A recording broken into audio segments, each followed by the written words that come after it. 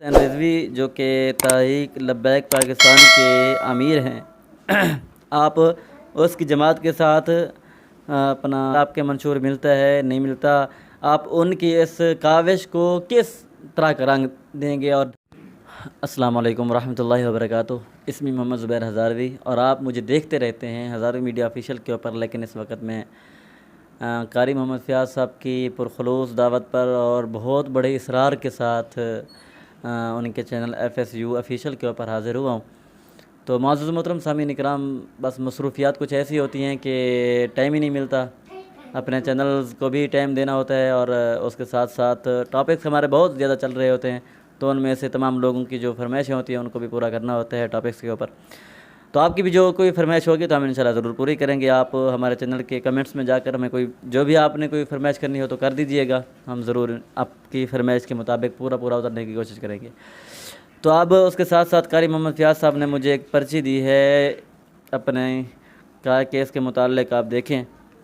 تو معزز محترم سامعین اکرام، اس میں تحریر انہوں نے فرمایا ہے کہ علامہ سعد حسین رضوی جو کہ تحریک لبیک پاکستان کے امیر ہیں آپ اس کی جماعت کے ساتھ ان کی جماعت کے ساتھ چلتے ہیں، ان کی جماعت کے ساتھ آپ کے منشور ملتا ہے نہیں ملتا، آپ ان کی اس کاوش کو کس طرح کا رنگ دیں گے اور ڈھنگ دیں گے، اس طرح کے معاملات، تو اس کے بارے میں آپ اپنا اظہار خیال فرمائیں۔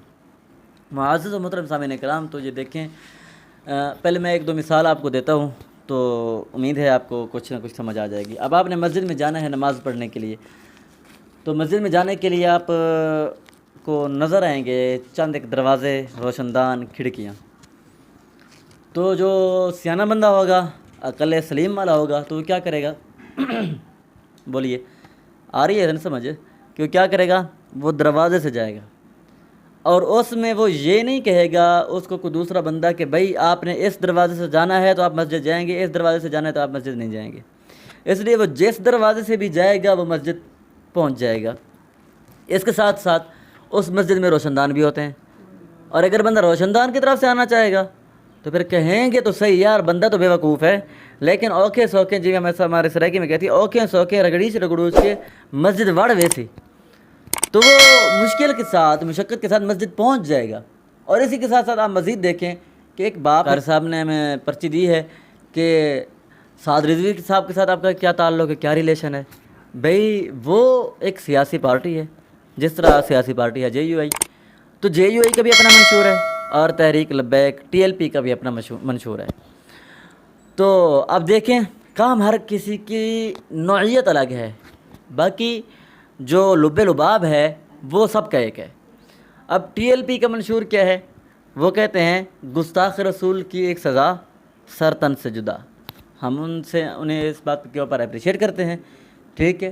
جو بھی بندہ آپ علیہ الصلوۃ والسلام کی، ہمارے نبی علیہ الصلوۃ والسلام کی حرمت کی پامالی کرے گا تو وہ کم از کم ایک سچے عاشق کے سامنے سے گزر کے جائے اور پھر بات جائے، یہ نہیں ہو سکتا۔ اس کے ساتھ میں آپ کو بتلاؤں کہ شاہ اسماعیل شہید رحمۃ اللہ علیہ کی بہت بڑی ایک گہری بات کہ ایک یہودی نے آپ علیہ الصلوۃ والسلام کی گستاخی کی، اور پھر انہوں نے گستاخی شاہ اسماعیل شہید کے سامنے کی، تو شاہ اسماعیل شہید نے کہا کہ بھئی میں اللہ کی قسم اٹھا کر کہتا ہوں کہ میں تجھے تب تک نہیں چھوڑوں گا جب تک کہ تیرا سر قلم نہ کر دوں۔ تو اب جب بھی انہوں نے یہ بات کی تو اس کے سامنے ادھر سے بھی یہودی کھڑا تھا، ادھر سے بھی یہودی کھڑا تھا، سامنے سے بھی یہودی کھڑا تھا، تو ادھر والے نے بھی تیر پھینکا، ادھر والے نے تلوار کے ساتھ ان کا سر قلم کیا، اور شاہ اسماعیل شہید اپنے جرت اور جذبے کے ساتھ ایسے جو بڑھ رہے تھے نا، جیسے ہی بڑھے اس نے تلوار ماری، حضرت شاہ اسماعیل شہید کا سر اوپر سے قلم ہو کر ادھر جا کر گرا۔ لیکن وہ جسم چل رہا تھا، جب جسم آگے بڑھا تو جو یہودی آگے تھا وہ دیکھ رہا تھا، اس نے کہا کہ اب میری بچ نہیں ہے، وہ وہیں پر بے ہوش ہو کر گرا، اور شاہ اسماعیل شہید کا دھڑ اس کے اوپر گرا، اور شاہ اسماعیل شہید کے ہاتھ میں تلوار تھی، اس کی گردن کے اوپر لگی، اوپر حضرت کا دھڑ آیا، اس کا سر قلم ہو گیا۔ تو اس طرح کے مجاہد ہوتے ہیں۔ تو ان کا بھی منشور یہی ہے کہ سر تن سے جدا، گستاخ رسول کی ایک سزا۔ تو گستاخی رسول کے بارے میں وہ ہر وقت سینہ سپر نظر آتے ہیں۔